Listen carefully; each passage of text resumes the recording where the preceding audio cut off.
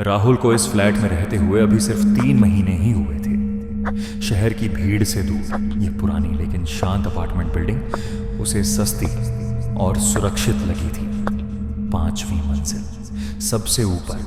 यही वजह थी कि उसने यह फ्लैट बिना ज्यादा सोचे ले लिया। ऊपर कोई नहीं, कोई शोर नहीं, कोई पड़ोसी नहीं। कम से कम उसे ऐसा ही लगा था। पहली रात सब सामान्य थी, दूसरी रात भी, लेकिन तीसरी रात ठीक 2:17 पर राहुल की नींद अचानक टूट गई। धप धप। वो हड़बड़ाकर उठ बैठा। आवाज ऊपर से आ रही थी। छत की ओर देखते हुए उसकी भौहें सिकुड़ गई। भारी चीज जैसे धीरे धीरे चल रही हो, शायद सपना, उसने खुद से कहा। लेकिन आवाज फिर आई, इस बार ज्यादा साफ, ज्यादा पास। राहुल का दिल तेजी से धड़कने लगा। उसने मोबाइल देखा। 2:17 सुबह। वह बिस्तर से उठा, छत पर कान लगाया। आवाज रुक चुकी थी। पूरा फ्लैट अजीब खामोशी में डूब गया। ऐसी खामोशी जो कानों में चुभने लगती है।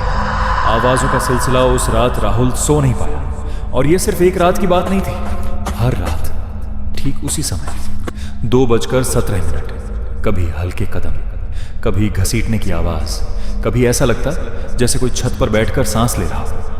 दिन में राहुल खुद को समझाता, पुरानी बिल्डिंग है, आवाजें आती हैं। लेकिन रात को उसका दिमाग उसके खिलाफ हो जाता। उसने पड़ोसियों से बात की। ऊपर? अरे नहीं, वहां तो कुछ भी नहीं है। तुम सबसे ऊपर रहते हो, यही जवाब। एक बुजुर्ग पड़ोसी ने तो यहां तक कह दिया, ऊपर कुछ नहीं होता बेटा, जब तक तुम उसे महसूस न करने लगो। उस वाक्य के बाद राहुल कई रातों तक सो नहीं पाया। डर गहरा आने लगता है। अब आवाजें बदलने लगी थी। वे सिर्फ चलने की नहीं रही, अब वे रुकती थी, सीधे राहुल के बेडरूम के ऊपर। एक रात उसे ऐसा लगा जैसे कोई छत पर लेटकर उसे सुन रहा हो। उसकी सांसें उखड़ने लगी, पसीना ठंडा पड़ गया। उसने छत की ओर देखते हुए फुसफुसाकर कहा, कौन है? जवाब में हल्की सी खरोंच की आवाज आई, जैसे नाखून सीमेंट पर घिसे हुए। पुराना सच। अगले दिन राहुल सीधे केयर टेकर के पास पहुंचा। जब उसने फ्लैट नंबर बताया, बूढ़े आदमी का चेहरा उतर गया। तुम्हें वहां नहीं रहना चाहिए था, उसने धीमी आवाज में कहा। क्यों? राहुल की आवाज कांप रही थी। केयर टेकर ने उसे स्टोर रूम में रखी पुरानी फाइलें दिखाई। वहीं लिखा था, फ्लैट 502, जो अब मौजूद नहीं है। 20 साल पहले 6ठी मंजिल पर एक फ्लैट बनाया गया था। वहां रहने वाला आदमी आदित्य, उसकी आखिरी शिकायत दर्ज थी।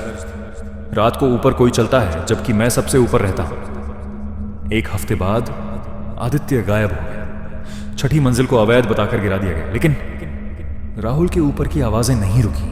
आखिरी रात, उस रात आवाजें पहले से अलग थी। अब वे तेज थीं, बेचैन थीं। धप धप धप, जैसे कोई नीचे उतर रहा। राहुल का पूरा शरीर कांपने लगा। फिर छत के बीचों बीच थक की आवाज आई, मानो कोई दरवाजा खोला। राहुल की सांसें रुकने लगी। उसने हिम्मत जुटाकर छत का दरवाजा खोला। ऊपर हवा में अजीब सी ठंडक थी और छत के बीच एक पुराना दरवाजा खड़ा था, जिस पर धूल जमी थी। नाखूनों के निशान थे और लिखा था 502। दरवाजा अपने आप चरमराया। अंदर अंधेरा था और उसी अंधेरे से आवाज आई, मैं ऊपर रहता था, अब तुम रहोगे। अगली सुबह राहुल का फ्लैट खाली था। सामान वैसा ही पड़ा था। मोबाइल चार्ज पर लगा था। दरवाजा खुला था। छत पर अब एक नया दरवाजा था। उस पर नया नंबर लिखा था, 503। और ठीक रात 2:17। नीचे वाले फ्लैट में रहने वाले आदमी ने ऊपर से कदमों की आवाज सुनी।